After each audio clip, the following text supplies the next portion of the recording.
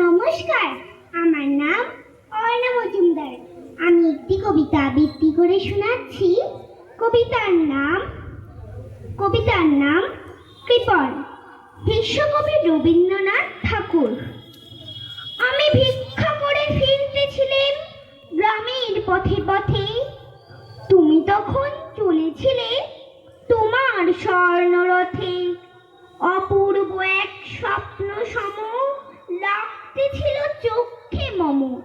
কি বিচিত্র শোভা তোমার, কি বিচিত্র সাজ। আমি মনে ভাবতেছিলাম, এ কোন মহারাজ আজি শুভক্ষণে রাত পোহালো। ভেবেছিলাম তবে আজ আমারে দাঁড়ে দাঁড়ে ফিরতে নাহি হবে।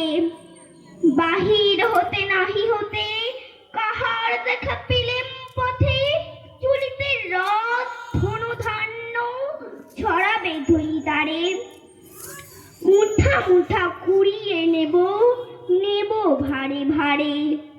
দেখি সহসা রথ থেমে গেল আমার কাছে এসে। আমার মুখ পানে চেয়ে নামলে তুমি হেসে। দেখে মুখের প্রসন্নতা জুড়িয়ে গেল সকল ব্যথা।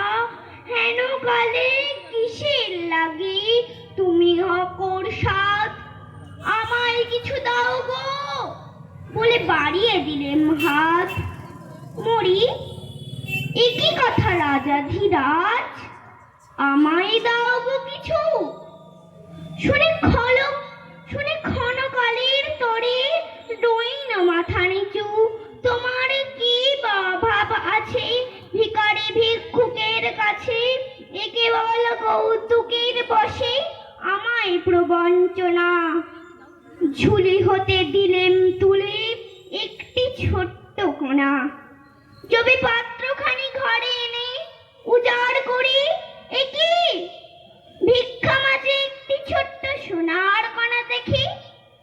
দিলেম যারা আজ ভিখারিরে স্বর্ণ হয়ে এলো ফিরে। তখন কাঁদি চোখের জলে দুটি নয়ন ভরে। তোমায় কেন দিইনি আমার সকল শূন্য করে। নমস্কার।